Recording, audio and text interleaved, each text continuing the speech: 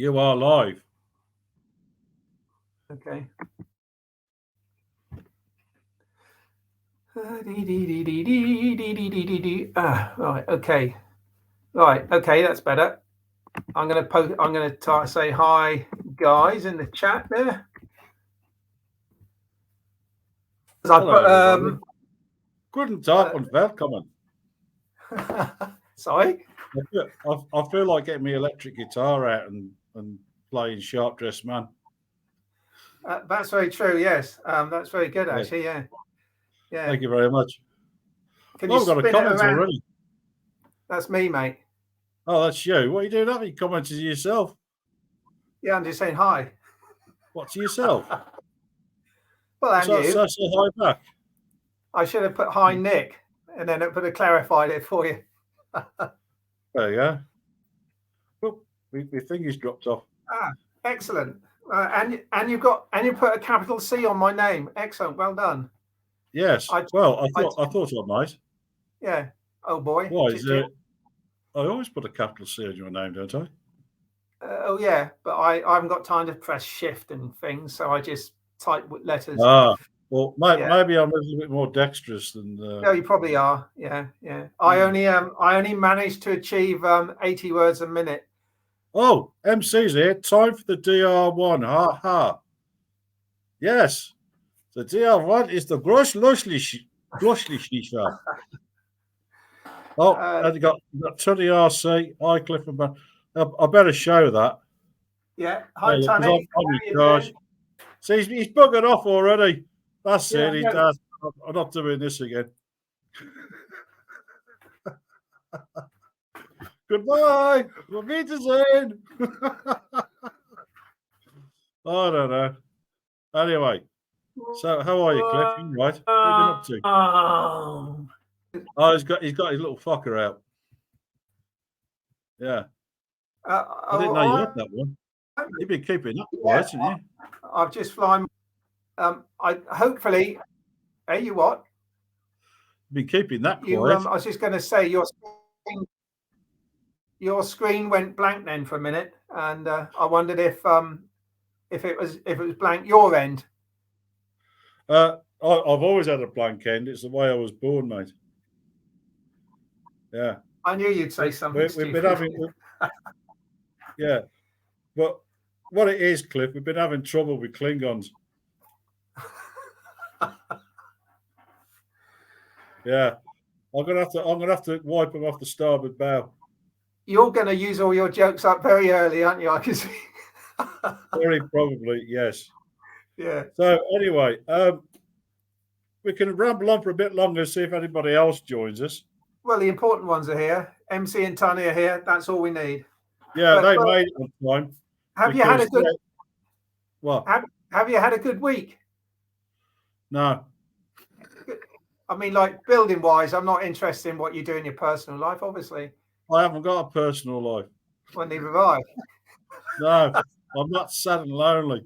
As a matter of fact, Cliff, I wanted to talk about what have you been doing, because you've been. Hang on, you could point this right. You have been up to other things, haven't you? Yes. Well, I did fill in a moment. Yeah. Just that one there, actually. Yeah. Yeah, that's it. Now I've got a feel. Is this something to do with that challenge? Yeah. Yeah, that's the Grillo's bird dog. Very nice. Courtesy of a little advert, Model Shop Leeds. Oh, did they donate it? They have sponsored me on that one, yeah. Oh, okay. It was the subject of a build 2 years ago, but it's been voted in to build it again. So here's one I built 2 years ago. No, you missed the opportunity there, Cliff. You should have said this is one I built earlier. Yeah. Well, it absolutely is. This is one I built earlier. Well done. I did make a mistake actually, because there shouldn't be a door on the passenger side, or on the off side, I should say, starboard side. It's not passenger side because it's one in front of the other. But anyway, that's one before, and that's one. Shouldn't it be green? No, that's the yeah. I can't think. One was silver and one was green. One was Army and one was Air Force. This is the Army stickers, but it might be the Air Force colours. Yeah, right. Should be because dark green for the Army. It's a very, very strange coincidence that, as far as I'm aware, there's something I've got to show you as well when I get a second. I've left it upstairs in the bedroom. Don't worry, it's nothing rude. I thought you lived in a bungalow. That particular aircraft was the one flown by Scotty in Star Trek. No way. Right? Yeah, and Scotty was in Normandy. And real life you're talking about, yeah. No, real life, yeah. I can't remember his real name. But anyway, you know what I mean, don't you? Yeah. Bristol's captain. So anyway. Okay. Yeah. Hamza Yousaf. So anyway, he's in Normandy, right? And he's at the airfield in Normandy. I can't remember the exact place. Yeah. And anyway, one of the guys, one of the guards didn't recognise him. He thought it was a German and shot at him. No way. And it took this, I think this finger here, took his finger off. So unless you really notice, he's got a finger like that. All right. Yeah, shot his finger off. Wow. There you go. That's a true story. Scotty from Star Trek. And he wasn't American, he was Canadian. Oh, was he? Yeah, he was Canadian. I wonder if Tim knew him. I doubt it somehow. But anyway, there you go. Jerry's popped in to say hi. Hi, Jerry. Read what Jerry has said. No, Jerry's not. My dad was a crew chief on the Bird Dog and an observer earned a Bronze Star in that aircraft. So, hang on. You mean he was in the aircraft when he got the Bronze Star, like 2,000 feet up, or when they landed? You'd have to have long arms to do that, wouldn't you? All right, we've got another one. No, that's still Jerry.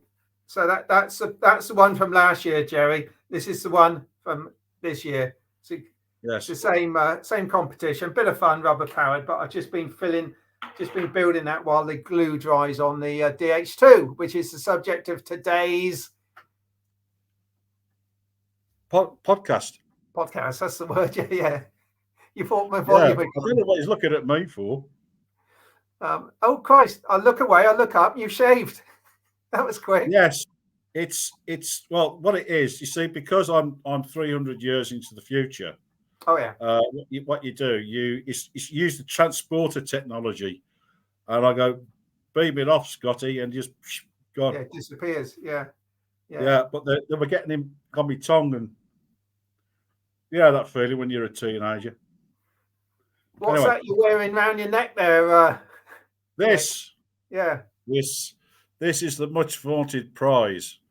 Every man worth his salt wants one of these, and I think it's identical to the one that you're wearing. Show us yours. What, this one here? Show me your medal there. I'll show you mine if you. I can see yours. Yours. Yeah, look at that. Look at that. See. Yeah. It's quite heavy around my neck. Yeah. For those who don't know, this is the Blue Max. I'll take this off now. I've had my hair cut. Oh yeah. If you shave your head, you could look just like me. Well, I didn't want you to lose your prestige. If I shaved my head, I'd look like an egg. Because the thing is, Jean-Luc Picard, captain of the Enterprise, also has a similar hairstyle. Wild Bill, hi mate. Yeah. Right. What you doing? Reading the highlights? The comments say, just reading the comments. Oh, okay. Yeah. Now, the thing is, right, Cliff and I have I'm trying to do this in the mirror, Cliff and I have had a little bit of a discussion, and to get things moving at my expense, mind you, we've decided that we're going to offer this Blue Max, right, to anybody that makes a comment between now and next week that either titillates us, makes us laugh hysterically, or is of the deepest interest. And the one that we both think is the best one will get a Blue Max. just to start things off. Okay? Say something, Cliff. Yes, is it a Blue Max? Yes, the Blue Max. Now, for those who weren't listening last week, okay, the Blue Max is like, it's the one. You can't get any higher than that, you know, unless you're British and you get the Victoria Cross or something. But yes, hello, Gary. Hello, Gary. Yeah, good afternoon. Yes, you'll have to go back to the beginning, Gary. Sit on the naughty step and watch it from the beginning, and you'll know what that's about. You'll know what that's about, and you'll know what that's about, and then you'll know what's about with his thing of why we were talking about Scotty. And don't be late again. Right. I'll wait for Tim to turn up. Oh, you've been another half hour yet? Yeah, I mean, he's got to get out of bed, hasn't he? Yeah, he has. Yeah. Yeah. Shovel the snow out of the way of the television. Yeah. Have a cup of coffee or a mug of coffee. Anyway, have you done anything to your model this week? Well, I was going to ask you the same question because, you see, I went first last week. Oh, and right. I think that you should have the first quarter of an hour. Okay. You said to me, yeah, 15 minutes. I thought, all right, we'll let Cliff do it then. Hey, Tim's here. Tim's here. Hey! Better late than never, Tim. Good video, Tim, by the way. Enjoyed it very much. Yeah. Shall I show you mine then? No, I don't want to see it. So this week I've done this. That looks good. How fast will it go? This is a test square. Oh, really? Yeah, because I've covered my model with Doculam, which is like a clear, thin, sticky back plastic film on a roll. Yeah.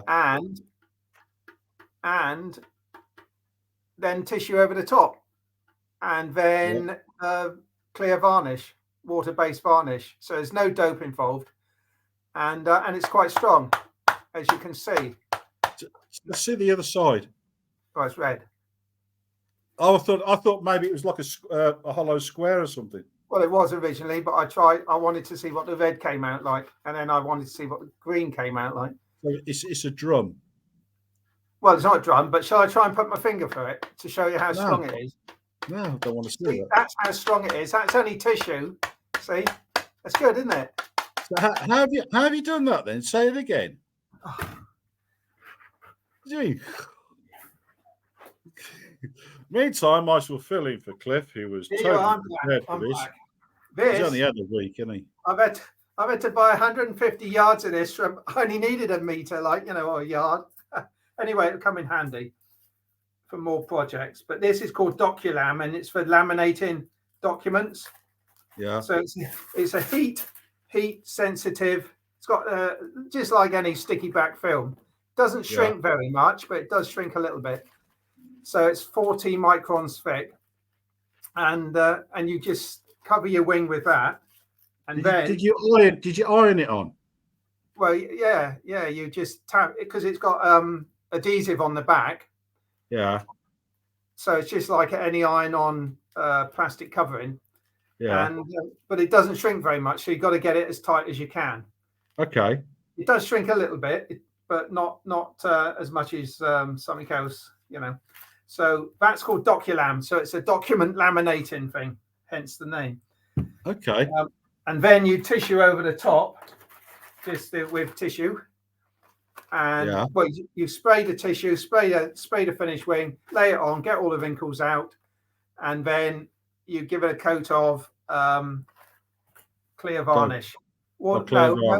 Just water-based varnish. The stuff I used was Bronze Seal interior varnish. This I couldn't get any clear. This is almond wood, but it's essentially clear. It's like water anyway. So. Okay. Did you do your nails? A little bit. That was yesterday for Saturday night out. Yeah. We wasn't going to talk about that, was we? We weren't. Now you brought it. Sorry, Anyway, I'm sorry I brought it up now. this is my 15 minutes. So that is what I've covered. I've covered the wings. Okay. Yeah. Okay. What do you paint it with? Weren't you listening? It's this tissue. It's tissue, isn't it? It's green tissue. It's already painted. Yeah. Well, it's this coloured tissue. Yeah. You get any coloured. Oh, sorry. No. Sorry, I didn't realise. There's blue, for instance. That's red. So you don't have to paint it. Yeah. Okay. Okay. So I've up to half an hour ago, I was still putting varnish on. So it's a bit of a mad rush, but I've assembled it. So here is my wings. I have got the struts, but I didn't have time to put them in. So that's the wings. Yeah. And the tail is that colour. Okay. It was. Well, it was only held on by a little clip. So there's the tail. Oh, you couldn't make it up because but that looks rather smashing, doesn't it? I think it does. Yeah. Let's have another look. Yeah, because you can see through it, can't you? Yeah, you can. Yeah. It looks very, very clean, neat, and tidy. It's not as good as I could do if I didn't put the doculam on first, because if you got any wrinkles in the doculam, you get wrinkles in the tissue. Yeah. So there's a couple of wrinkles there, but then don't forget it was canvas covered, so the original aircraft would have had wrinkles in it anyway, a little bit. So that's RC Hanger says hello. Oh yeah, hi Chris. So and that's the bottom. Very good. Which is this sort of lighter colour. Now, do you notice anything between the two? Yes. What? One's on the top, one's on the bottom. It's more obvious than that. Has it got the iron cross? No. Oh. Why is it the wrong way round? What? Why is it white in the middle? Well, there you go. Because I made a bit of a balls up. I was merrily cutting out all the circles, glued them up, and thought, hang on a minute, that doesn't look right. That should have been white and that should have been red. But I thought, it's underneath, so nobody will know. Are you positive? Well, this is how my I am positive. Yeah. Yeah. I didn't want to make a negative comment. That's a joke, isn't it? Yes. In other words, that's your second blunder this week, isn't it? No. I wasn't sure because that seems a bit clever.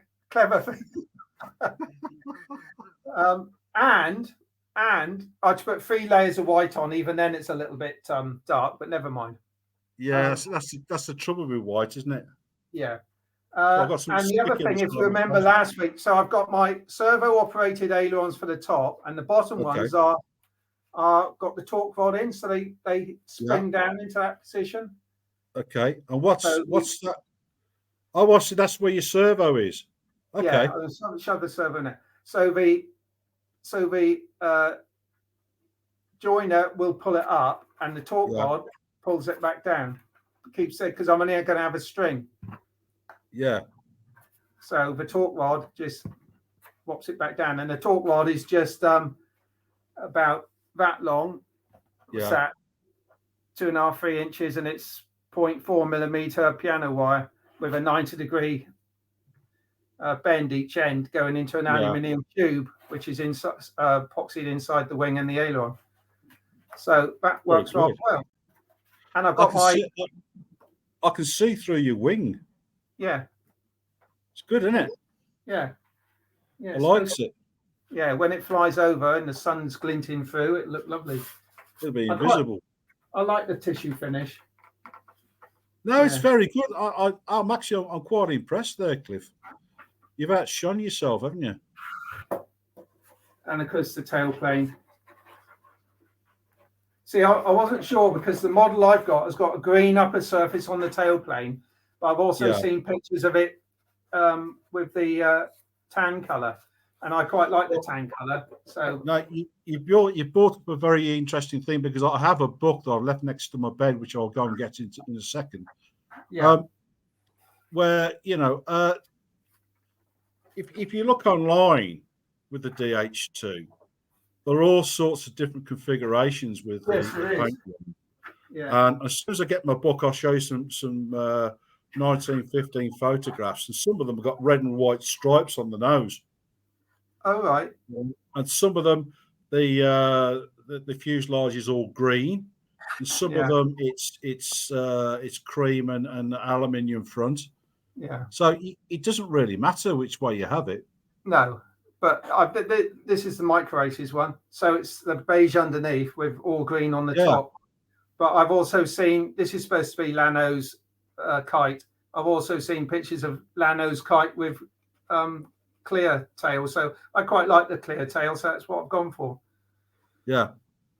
No, it looks very good. In fact, I did see one. It was all cream. There was no green on it at all. Yeah. I've seen that. It was a yellow one, I think. I wish I'd gone for that, because I'll tell you why. That green tissue is so much different than the beige tissue to put on. It's very, once you get it wet, it just falls apart. So it was a nightmare. Oh, really? It just goes to show, doesn't it? Whether it's the pigment, because it must be the same tissue. What tissue did you use? Did you use the Japanese stuff? No, nothing fancy. It's from DB Models in the UK. They sell it quite reasonable price. I thought I actually emailed them back and said, can you confirm it's £4.50 for 5 sheets? Because you've got 5, or is it 1? I thought it'd be for 1. They said, no, it's for 5. So, I mean, it's cost me, I don't know, £3 to cover it, you know. Okay. So I've got a lot of Japanese paper. So I'm just noticing the colours up there. I've got a lot of Japanese paper in the workshop that I was going to use for the SU5A. I now sort of regret not using it in some ways on this, but I think it's going to come out okay. Now, what I'm going to do, Cliff, I'm going to disappear, go and get my book. Yeah. You'll find out why. Keep them entertained just for a minute. I do apologise. Have a look at the crew deck. You know. Yeah. All right. Sooner you're gone, the sooner you're back. Less said, sooner spended. Yes. Right. Okay, hang on. He needs a sound effect now, running up the stairs. The other thing I was going to mention, guys, is I've got I used my fishing line hinges. So on this very light construction, I've just got 2. I think it's 1 millimeter. It is 1 millimeter fishing line, and it's I just rough it up a little bit, and then just drill a 1 millimeter hole, or just a little bit smaller, and then just glue it in. But it's a real easy hinge that you can't really see, and it works well. And they don't pull. I've tried to pull them out. You end up pulling the balsa around it, so it's really good. And the good thing about it also is the fact that you can put it into thin wood. This is only 1/8 balsa. Oh, look at his back. That was great. That's only 1/8 balsa, but it makes a perfect hinge. I was just telling the viewers about my hinge, Nick. Oh, yeah. The NHS, they're terrible. No. Whoa. Oh, yes. You changed your mind, didn't you? Yeah. So it's 1 millimeter leader, shock leader. Yeah. All my hinges are Mylar hinges. Yes. Well, that's fine. My go-to hinge. I've got 50 meters here. I'll be dust for years before that gets run out. So I mean, it wasn't expensive, but 50 meters, and I use about 15 centimeters on a model. So it's 4 models per meter, well, more. And so that's 4 times 50 is 200 models. There you go. You'll use that up in about a month, knowing you. You're quite prolific, aren't you, really, Cliff? Really? No, not really. Oh, I don't know, mate. I reckon you finished your aeroplane. I reckon you're going to say, and here it is done. So who's the prolific one then? No, you know very well that's not the case. But anyway, I actually thinking about it, I shouldn't have gone up the stairs to get this. What I should have done is dematerialized Oh yes, of course. I have got the visual effect to do it. I just haven't got the software to make it work, and I just thought about it. But that would have been cool, wouldn't it? That would have been cool, yeah. Yeah. Anyway, so this is the book I went upstairs for. Flying Fury, 5 years in the Royal Flying Corps. Right. Okay. By James McCudden, VC. Oh, really? Right. Now, any of those who know their history, as I do, McCudden was not shot down. He had an engine failure in March 1916. If he had not had that engine failure, he probably would have survived the war. He got lost, and he went to an airdrome. Where am I? They went, go that way. So he took off, did a bank, and the engine cut out, and he hadn't got any height. So they buried him. But here's the thing. Yeah. They lost his body. They couldn't find him. Oh. They buried him, marked the grave, and they lost the grave. Well, I think they've found it now, but they can't get permission to dig it up and test it for DNA or anything to prove that it's him.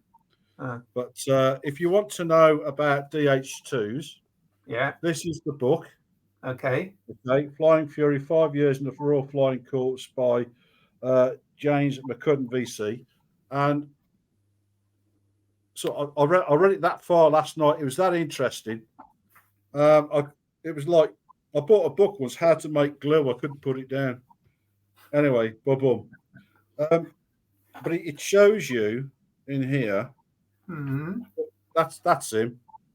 Handsome chap. Looks a bit like you, Cliff. You're right. Yeah. And it shows you his DH2. Which... Is it black and white? That's black and white. Oh, you can colour it in, Cliff. I've got some. I thought you were going to show me the colour scheme. Yeah, but look, if you know what's cream and you know what's green, it's not that hard to work out. You can see on the nose, he's got a red and a white stripe.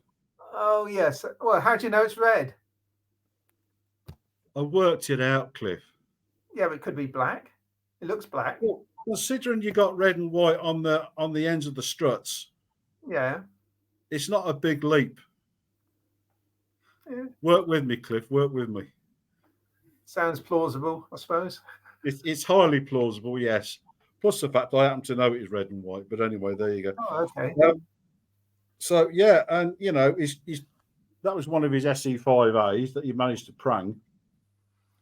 And it's a very, very, very interesting book. So if you want to know a little bit more about flying these aircraft during the Great War, it wasn't World War I because there hadn't been a World War II yet. It was the Great War. So I highly recommend that. And it was Hawker who was shot down. I think it was September 1917. Anyway, Manfred von Richthofen shot him down, and he said he was the hardest one he ever had to shoot down. He said, this guy's no novice, and that is in his book that Richthofen wrote. Anyway, I can reenact that.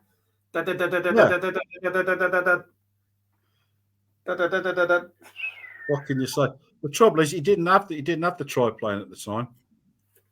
An albatross, didn't he? Would have been an albatross, yeah. Yeah. No, you have got an albatross now, won't you? No, I haven't got an albatross. Oh, all right. Okay. I've been to his crash site, by the way. Whose? But Manfred von Richthofen. Have you really? Yeah, I've been where he took off from. I've been to the church he nearly hit on the Somme. I've been to the crash site. I've been to his first grave. I've been to his second grave. And I haven't been to his third grave because I think where is it? No, I haven't been to Berlin yet. He was buried 4 times, and now he's buried in Poland. Right. So I've been to 2 graves, where he took off, where he crashed, two places he was buried. Because I'm just sad. Perhaps they've got a bone in each one. Probably. Yeah. He did have a dog. The propeller. Actually, another thing in his book, he says the propeller hit the nose of the dog, and he's got a big slice took out of his nose. No way. Yeah.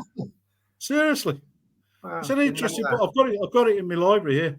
You're Go full and of read it. Yeah, you're full of facts. Very interesting. Well, I read a lot. Now, I was going to keep this to half an hour, so you got 1 second to show me your plane. Sorry, Cliff. That's all right. It's a joke. That was a joke. Caroline's just made a joke as well. Oh, that looks nice. Yeah. Well, let me have a look. Such a geezer, they had to bury he 4 times before he would lay still. Yes, practically. Anyway, there's the test pilot. Nice. Yeah, I'll just take him out just for a second or two. So, as I said from last week, I was going to concentrate on the fuzz. Now, the only got left to do now is to just finish off this nose because it's a funny old shape. So I'm having to do it in 2, maybe even 3, even 4 parts to get that shape. I did try to. I got one of those things that the ladies use for sewing. It worked on my DR1, but I couldn't get it to work on here where I was going to do it all in one. And it just wasn't working. I needed another pair of hands, which I hadn't got. So I just thought, well, I'll do it in 4 parts, and it'll just make it easier. I've added the leather, and as you can see, I've done the skinning. Now, can you see anything extra on there that wasn't there before, Cliff? Yes. Besides the propeller. Oh, besides the propeller. Well, yeah. I can see 9 funny little white things that could resemble spark plugs. Correct. Excellent. You shamed me into it. I did. Because you put your spark plugs on, and I thought, you know, so good, don't they? They do look nice. And I thought, when it's whizzing around, you see a white circle. You see. Yeah, I thought I'm not having that. I'm not having that. So I put the spark plugs in with the spark plug leads. I might. Oh yes. Yeah. Yes. And what are they made of? Copper. Toothpicks. No, the spark plug lead. Oh, I had a spare servo lead, so I chopped it up. Oh, I see. Just wire. Yeah, chopped it up, spun it around in my fingers, and just glued it on. So there you go. Now then, I don't know whether you can see or not, but this here, that mount, that's mount I showed you last week in the bag. Extension mount. Okay. Now the mount is 40 millimeters long, but what I didn't tell you at the time was, so we've had another somebody's. Yeah, making model aeroplanes is Colin. Thank you for that, Colin. That's brilliant, mate. I'll share it with Nick when I see him. No, he won't. He'll forget he's got Alzheimer's, mate. He can't remember my name half the time. Well done. Yeah. So where was I? You want to check out Making Model Aeroplanes because he does a lot of Guillows type stuff. Really interesting, actually. No, I've got a lot of catching up to do. Yeah, I have seen Dad's RC hangar in the past a few times. So. Yeah, I should hope so. But I've been busy lately doing this. So I apologise if I've not commented or caught up with you. So the other thing is, Cliff, if you recall looking, and I looked at it again recently, the magazine article about this. Yeah. Okay. If you look very, very carefully for the observant, he hasn't covered this, and he hasn't put any what do you call him? He hasn't put no wood in here at all. If you look carefully, he's left it open. Right. Which is, and I think he's done it for the same reason I'm going to do it, and the reason is that I want access to the servos until I've got this to fly as I want it to fly, because I think there's going to be adjustments here. And let me explain why. Now, you'll see that I've gone back to the original idea of putting in the bell crank. Now, on his write-up, he uses steel and brass. But if you know anything about metals, those two will react with each other. So I've done it all in brass. Okay. Now, as I admitted to Cliff, this is not the first attempt. Okay, it took a few attempts, but I managed to do it.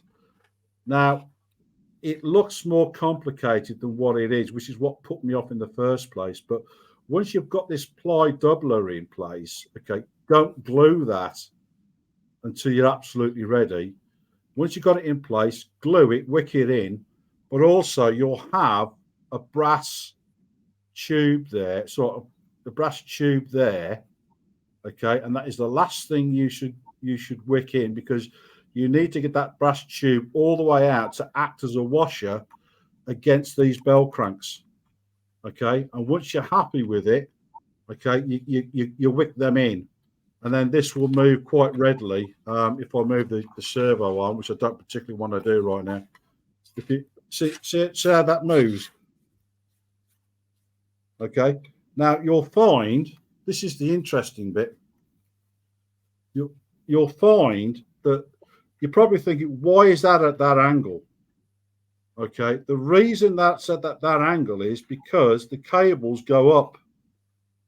Okay, so when you have the neutral position, you want this angle because the cables go back up to the top wing. And that's why these are at this angle. Yeah, does that make sense? Because what you're doing is you're using a pull-pull system or a closed loop system, okay, where these two wires are going into the top wing together, yeah, and they go back either side of the boom to miss the prop, and then they have their own closed loop on the elevator.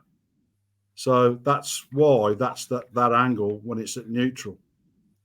Now, here's the other thing. And you know, last week when you said, what are you doing about the rud? And I said, I'm not doing anything. Not at all, nothing. Well, I hadn't. I put no thought into it at all. But over the course of the week, and working on it, okay, I did look at it, and this is the servo for the rudder. Now, I put a little clamp there. Now, this wire is 3 meters long. Okay, so I've got 1.5 meters either side, which should be enough. So you put a little clamp in the middle, okay, and then going through the fuselage, you know those studs, those hollow studs you use for servos, those brass ones. Yes. I put a brass stud either side, because if you don't do that and you're flying it, what you're doing is you're soaring. You're soaring through the buzz. That's a good idea. Yeah, that is a good idea. Okay. The only reason you can't see them is because I've covered over them. I haven't got any left because I made 9 spark plugs using those little. That's what I use for the spark plugs. I'll have to raid some more servos. Well, I didn't like to say anything at the time, but but anyway, that's a good idea. Yeah, good idea. Now I've also I've permanently mounted the motor. Okay, there. Now the final management. Now, what I was going to say about this mount when you quizzed me about it last week, and you said how long, I said 40 mil. See, the one end slides. You can slide it to where you want to be, then cut the end off. Now it turned out I needed 25 mil to make that miss the top wing and the bottom wing. And when I looked at the comments that I sent you on the online forum, there's a guy there, and he went, "Yeah, I had to do that at 25 mil." So it was a good guess. That they're all having to do it. Everybody's having to do it. And strangely enough, if you actually look on that forum, the second guy who's built his, he says, "No, I've built it. I've got to go for the Barron," which I thought was like kind of funny, but anyway, tickled me. So that is probably where we are. I've put the speed controller in, but that's underneath here. So what I've done is I used some Velcro, and it's inside here on the side wall. You've got access in there, have you? Well, not really. But what I have done is I put a hole in F2. Oh, right. Oh, yeah. So that connects to the battery. Then my cables come through there as well. So I'll be putting the receiver very probably in the nose. Okay, but this is very heavy. I mean, on the back, I haven't weighed this yet, but it's it's balancing about there. So when the tail comes on, now all that said, okay, that took me every single night coming home from work, every single night to get that done. It doesn't look much, but there's a lot to it. And most of the time was sitting down, looking at the drawing and figuring it out, because things are not always as obvious as they are. And then slowly things sort of come to you, like that angle there. Why is it that angle there? And when you suddenly realise it's obvious, what's he got? Has he sprayed it? He sprayed it. Well, I just painted it brass colour. Yeah. Now, I don't blame you for doing that, to be honest. Oh, I did think I should have filled the holes in, really, but I haven't. So there you go. Well, why? Well, it doesn't matter.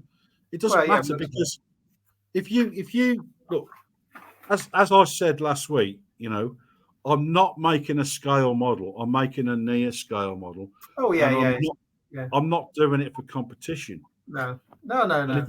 If I was doing this for competition, okay, I'd spend another 3 months doing it. But again, if you go online, there's another plan online. I can't remember who it's by. Some is it Canadian bloke? I think it's another Canadian bloke. They're clever. Those Canadians are clever chaps. They won't go away, will they? This is what I say at the end. So, but he's done a scale one, okay, and it was in Scale Model Magazine 2010. Yeah. Okay, and he's got all the stitching down here. Okay. Yeah. But the back end lets him down.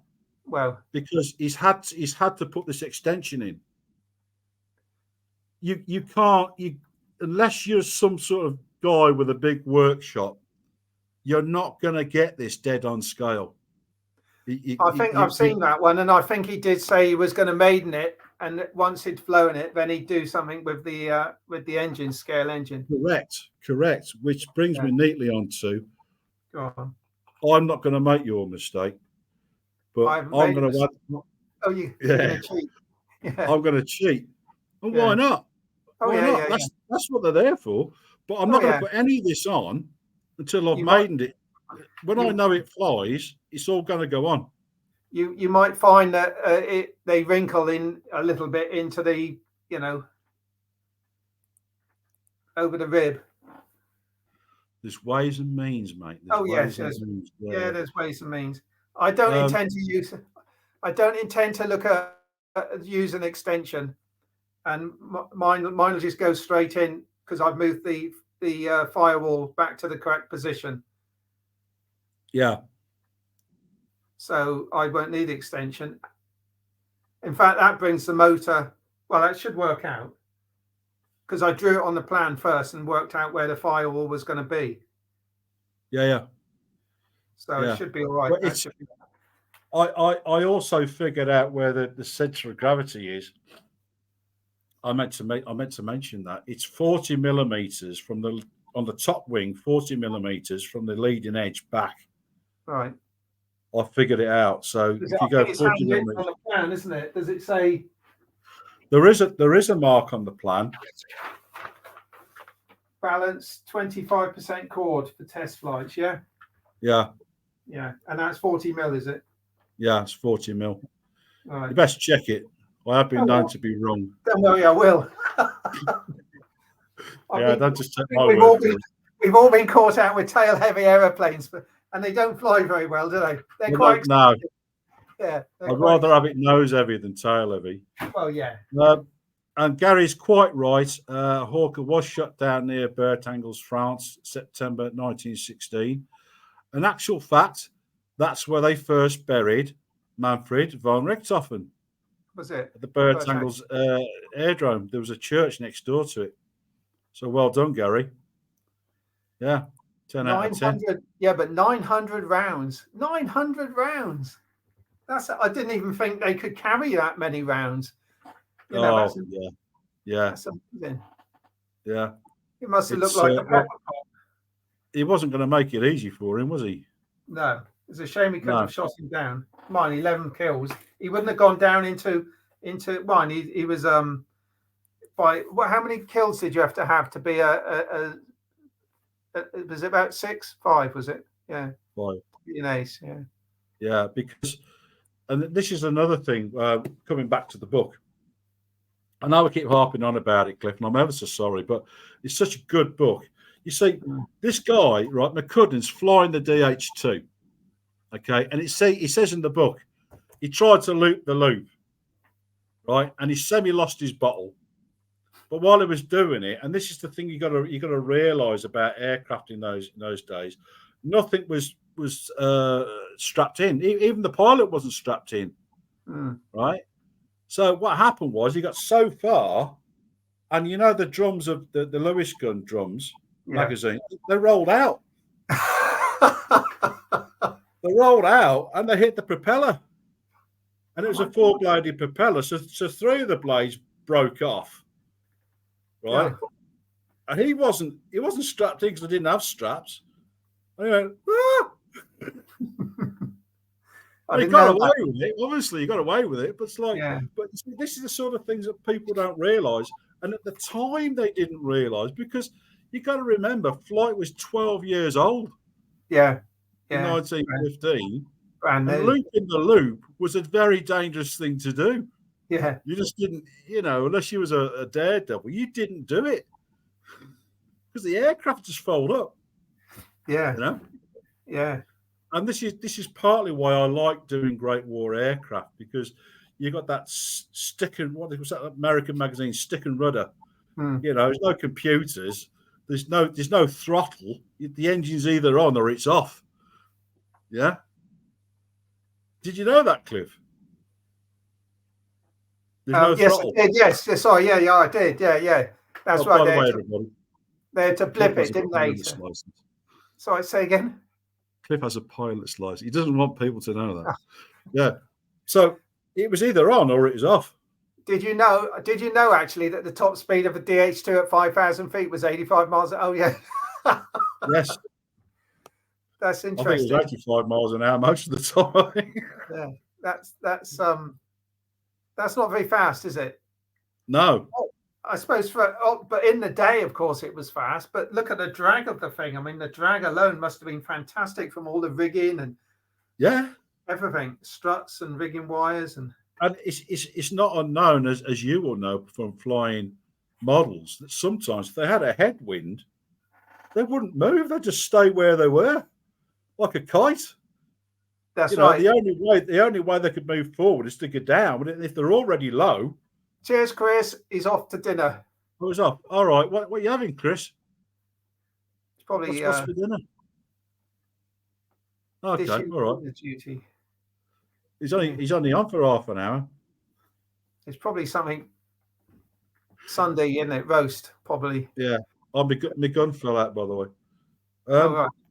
I was going to mention, actually, before I forget, you were saying about reshaping your nose a little bit of your aeroplane. I did it completely again. I was going to use the Balsa. I started to cover this in like a one piece in one go. Yeah. But what was happening was I was pulling so hard on the skin, it was distorting the nose. And you had foam, didn't you? The foam, yeah, the foam. Yeah. Mm-hmm. And I thought to myself, I wanted to get to a certain point in the build where I can go, So I just quickly whittled out a new one. It took me 10 minutes to do it. Mm-hmm. And started again. So much to my amazement, this did not melt. It didn't shrink. But what was happening was distortion on the pull on the skin was distorting the foam, which is why I had to make another one. I see. All right. Yeah. Yeah. But much to my delight, covering it with the Auralite film was not an issue. All right. It was not an issue. It didn't melt. Because that was actually made beaten out of aluminium, wasn't it? The nose, so it would. The nose was aluminium. You could, if you wanted to, get yourself a plastic bottle, melt it with the hairdryer, and spray it from the inside aluminium, stick it on it, and it'd still be right. It was an aluminium front. Yeah. But what I was going to say was it wouldn't matter if it was dented or anything, because the original would have been, misshapen quite a bit, I would imagine. Oh, yeah. So that's where I've got to. So now I'm going to take a few days off this week because I've got to spend some time with my lovely lady, Mrs. Barron Flights, because I've been ignoring her. So we're going away. So I won't be here next week, but I will try and get the bottom wing on by the next time we go live. It did occur to me that some people, like your good self, Cliff, will want to put the rigging in. And now's a good time to remind you about popping the holes into the struts now before you put it together. Otherwise, you're going to struggle to get your rigging in. Well, I thought about that actually, and I'm not putting the rigging in the struts. I'm putting the rigging in the little. I don't know if you can see the little reinforcements I put over the top of the struts. Yeah. And I'm going to make small holes in there and take the rigging from those, so the strut won't actually have a hole in it. Yeah. Now, I'm not going to add any rigging to mine until I've flown it. Yeah. Once I know it flies, I'll put it back on the bench. I'll put the decals on. I'll do all the rigging and make it look complicated. I wouldn't want to put all that effort into it, and it crashes on the maiden. That's where we differ. Yeah, I don't mind putting the effort in. If it crashes, it crashes. So, so you won't be here next Sunday. No. But I will. You will. I will. And I'll still do a YouTube live at 4:00. You'll be talking behind my back, won't you? We will, yeah. I could print out a picture of you, I suppose, put it up here. Right. If anybody wants to join Cliff online, take a photograph of me, cut out the mouth like that. Yeah. That gives me an idea. Do it. I don't mind. I will do. Yeah. By the way, I got my wheels. Oh, let's look. They're straight. I pinched them straight off of my Torb, my 1908 Torb. Oh, okay. But they're half an inch bigger diameter than what's showing on the plan. It doesn't matter, Cliff. It doesn't matter. Well, it's probably better. No, it doesn't. And when you look at the scale of the ones on this model, these are huge wheels. Yeah. They're much bigger. I'd say they're near a sort of 4 or 5 inch on that scale. So these will look fine when I've painted them red, because they've got to be red. The bigger the wheel, the better, because those wheels are the size they are on the original because they haven't got any tarmac. They're all on grass fields, and they've got rabbits burrowing into them, and foxes, and God knows badgers. They do look nice with spokes, though, don't they? They do look nice with spokes. You can make your own. Have you seen those? You can make your own spoke wheels. Yeah. Well, here's the thing. As I said, look, I'll pick this up now, right? Go on then. As I said, and I'll say it one more time. Go on then. Okay. Everybody else out there, don't do that. I'm sorry. I thought you were going to repeat yourself. Well, no, I'm being serious now, right? Oh. As I've said, I think in the last 2 or 3 times, if anybody wants to do the short kit version on a build along with me, I will put those details in.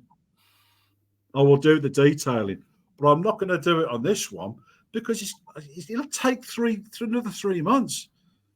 I don't want to see if it flies. When did we start this? Was about 4 or 5 weeks ago? 6. Was it? Because that's when the bad weather started. Okay. It was 6 weeks on this. Really? Yeah, because if you cast your mind back, we were doing advertisements together. Okay. By the way, Americans, it's not advertisements, it's advertisements. Anyway, as you may recall, we said, all right, we're going to build this.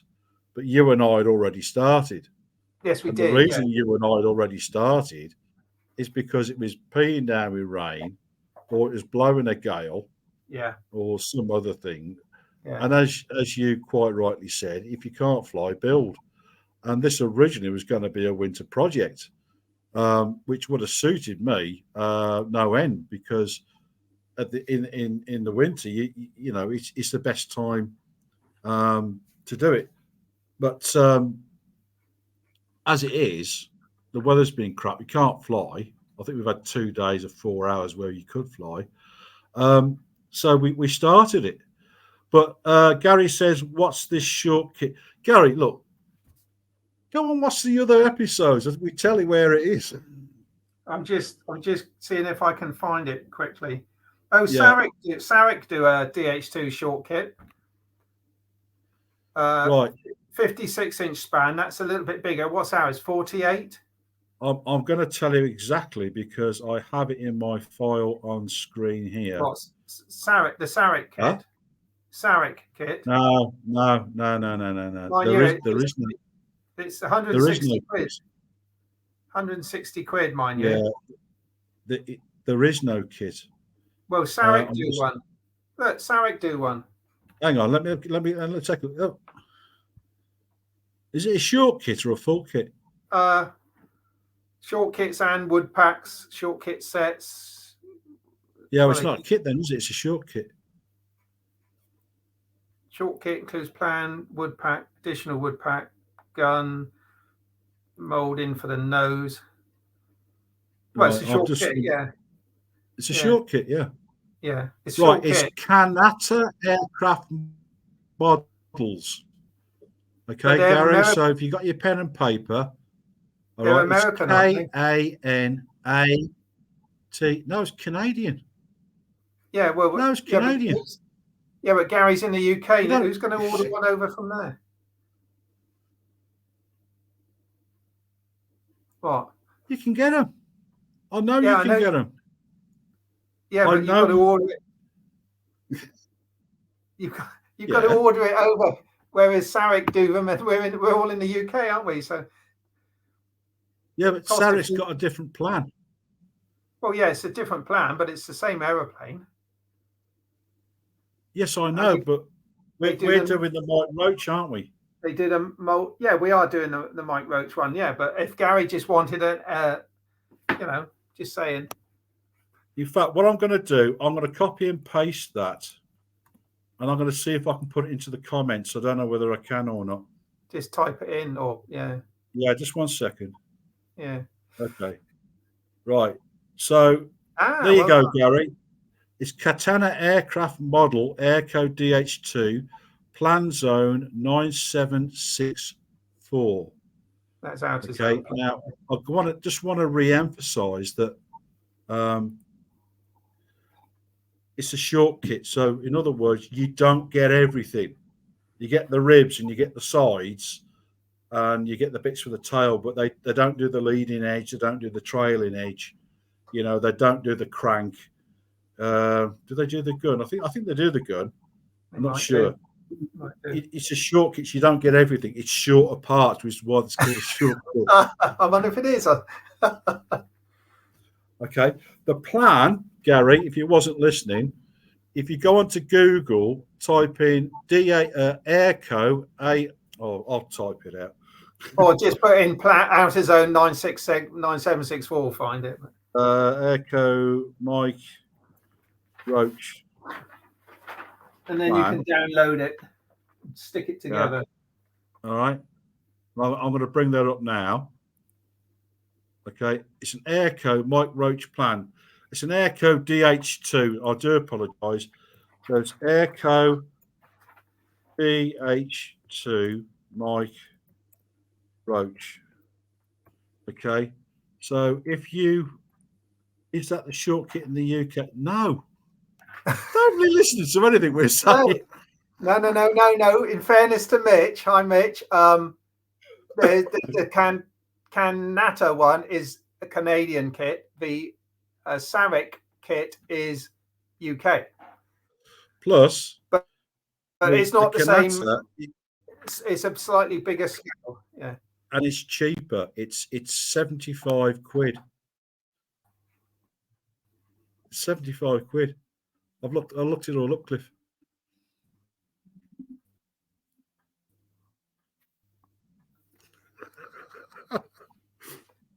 All right. Right. So cheers. Oh, you're most welcome, Gary. You're most welcome. So there you are. Now, if anybody who's missed it or want to replay this, just to get that information, look through it again, write it all down. It's dead easy to find. In fact, you'll find that in the description, I think in my last video where I oh yes, I forgot to tell everybody. You know these videos we were making, Cliff, I couldn't find them to publish them on my own channel. Oh, really? Where were they? 2 weeks down the line, I found them. So I put them up. So I won the first day, won the second day, and I'll be publishing this later on this afternoon. And what I'll do is in that, I will put down everything. There's a full description, what the plan is, where to get it, what the short kit is, where to get it, the telephone number, the email address, and then I could put a cutting list of all the balsa and the ply that you need in that order. Okay, all the information's there, right? If you go to my channel and read the description, it's all in the description, everything you need to build this.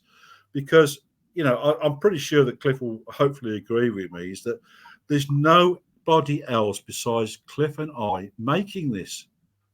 Nobody's shown you how to make it. This is the only one you're going to find out how to make this video by video with the whole world, the whole planet. We're the only ones. So what you want to do is look how Cliff does it, look how I do it, and you cherry pick the best bits that you want. Yeah, well, I'm not. Yeah, but I'm not going to do a blow-by-blow video when I cut mine up. I'm just going to jump from one big section to another. Just an overview, just to. I haven't got time to sit there editing. That's what half my week is comprised of, editing videos. I haven't got time, and I still haven't cut the hedge and the lawn. Just thought I'd mention that. Yeah, the freight on the Canadian one is $11, 11 Canadian dollars, which is £7. Yeah, well, £7. Okay, so it's still cheaper. Go and buy one. Anyway, yeah, that's good. So what I was saying is, Cliff, is you know, excuse me putting in, Cliff, but I don't want to run in your parade or nothing. But what I'm saying is that we are the only ones showing people broadly how to do this, and I think part of the reason that people are not been building them is they're frightened of it. They look at it, oh, how the bloody hell would you make that? And they're frightened to do it, and it's not particularly, now that I've nearly finished it, it's not that difficult. Yeah, you scratch your head, but Cliff's there to show you how to do it. I'm there to show you how to do it. And if you get stuck halfway through, you make a comment and you contact us, and we tell you, we talk you through it. You can't lose. No. But perhaps it might be wise to see them flying before we. Well, there lies in the rub. Yeah. But anyway, for those who are late, I know you want to get away, Cliff, and so do I. You probably wait to have your lunch, and we're into the 1 hour mark, and I know you wanted to do half an hour. So we're going to offer the Blue Max. Okay. Do you want to give the details, Cliff? Because I talk too much. You've got a lovely gravelly voice. So what we're going to do, when Nick has uploaded this video, between now and, in fact, you won't be here next week, Nick. So perhaps won't be here. Perhaps we want to leave it a fortnight. Well, when we're next on, we're going to look at all the comments under this live stream video, not the ones that are happening now, but well, yeah, I suppose, and those as well. We'll give it a bit of a chance. Well, that'll have 2 weeks then, and the comment we consider to be the most witty or sarcastic or whatever, Nick. Well, most constructive. Yes, that's the word. Nick, these are actually lovely, beautiful. I had mine on most of the day yesterday. I was hoping somebody would knock at the door, but nobody did. And you'll win one of these. Yeah, be in it to win it. They are made of metal and with enamel centers, aren't they? So very nice. Yeah, they're proper. Yeah. They come with a ribbon. You get a little ribbon with it. Yeah. Okay. Right. And it's just going to be a little feature. You know, I'm donating it because Cliff's too tight. He squeaks when he walks. I'll send you tell me your PayPal thing. What? Tell me your PayPal and I haven't got a, I don't do any of that. Oh, blimey, you're up for your stomach. You're stuck in the Great War, Nick. You've got a computer. I haven't got one of those Patreon pages or anything like that. No, Cliff, don't worry about it. Don't worry about it. It's den mesh constructive. It is a constructive mesh, yes. I'm like, what was a joke? What was it? The joke? Oh, it's too. No, is it? Can I say it? No, I better not. If you got to think about it, it was to do with genes. Anyway, no, this guy's lost the use of his bowels, and he says, "I've got a genetic problem." He says, "What makes you say that?" He says, "I've done it in my genes."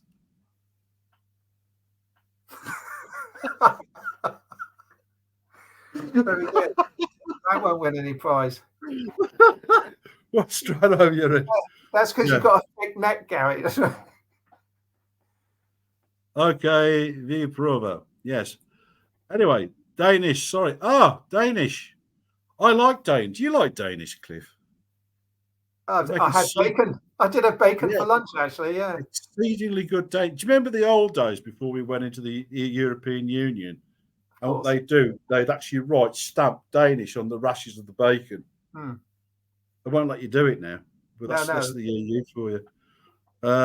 Nick's ribbon looks a bit tight, Cliff. How very dare you? I said yes because you got a thick neck. He's not getting one. He's not. After all that help I gave him. And you got a big head, obviously. As Mitch says, must have a big head because Mitch says your helmet's a touch small. I am a fathead, and tell me he's yes. You got a small helmet. So Mitch doesn't want a medal then. I'm the one handing him out, pal. Not him. I might send mine off. As worn by Cliff. I've added value. Why don't we send it with you attached? What, for £7 anywhere around the world? Well, you're only a little light person, aren't you? Just no, I'm not that light. A little bottle of water and an oxygen bottle in case you could send you in an airplane, you know. Yeah. And then we'll put a nappy on you. We'll post you. Yeah. You've escaped back to Blighty. Yes. Yeah. If MC got one, would that be Danish blue? That's very clever. It is clever. No, that's clever. I like that. No. Yeah. So anyway, I know a phrase in Dutch, if that's any help. Is it rude? Yeah, no. It's hoe gaat het met je? Hello, how are you? Okay. Yeah, but you see, you know, people in Belgium, they speak Flemish. No. You didn't know that people in Belgium speak Flemish? I've never been. I don't know what they speak. I thought they spoke Belgium.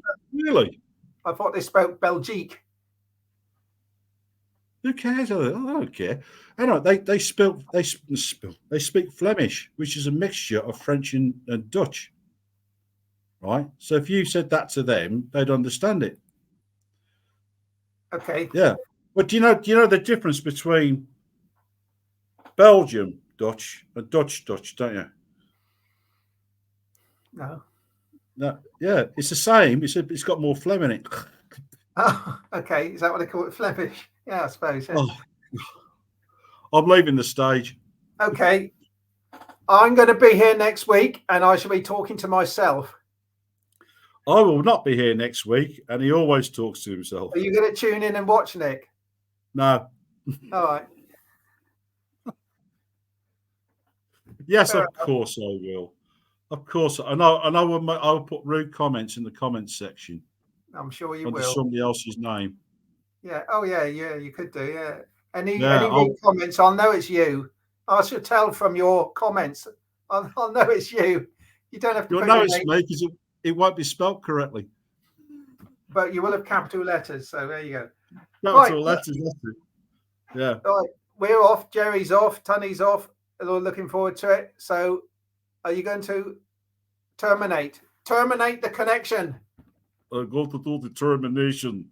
Beam us up. Beam us up, Scotty. So, all right. So, everybody, thank you for watching. Indeed.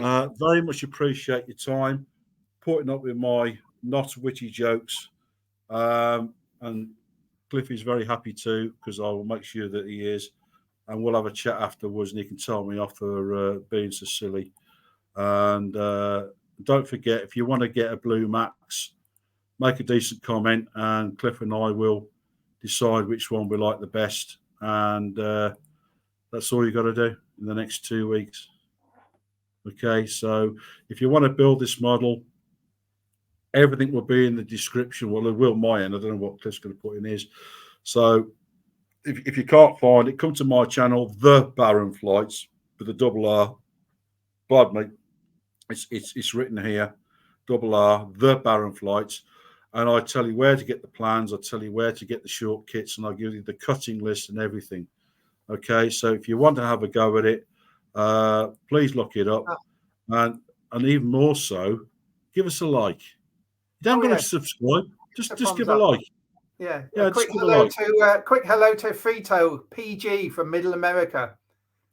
PG, I wonder if he's a paraglider. And Bruce just dropping in to say good day, which is good day, Bruce. Yeah.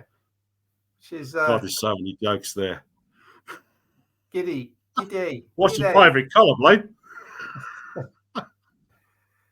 Ambivalent. What's your name, Sheila? Yeah. Where's the ambivalent button, Bruce is asking? Hey, the what? The ambivalent button. The ambivalence. Yes, I'll have to look that word up. YouTube ought to have several different buttons, not just the thumbs up and the thumbs down, but have they still got a thumbs down button? I can't remember, but yes. Do you know what I like about Aussies?